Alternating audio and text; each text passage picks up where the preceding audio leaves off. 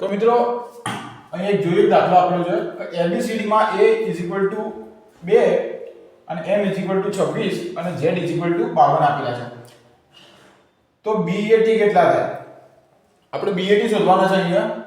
તો A કેટલા નંબરે આપેલ છે કે 2, M 26 અને Z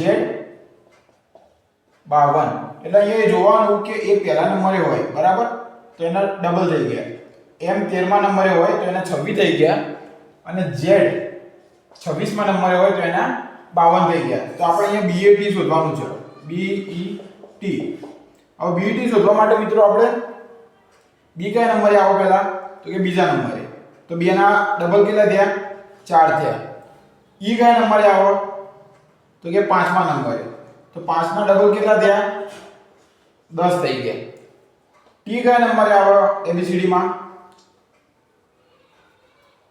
T 20મા નંબરે આવો. તો 20 ના ડબલ કેટલા થયા? 40 થયા. હવે મિત્રો અહીંયા આપણે આનું ટોટલ માર્ક દેવાનું. 4 + 10 + 40 44. સોરી 54 થશે અહીંયા ટોટલ. એટલે આપણો BAT કેટલો મળશે? BET = 54. ઓકે.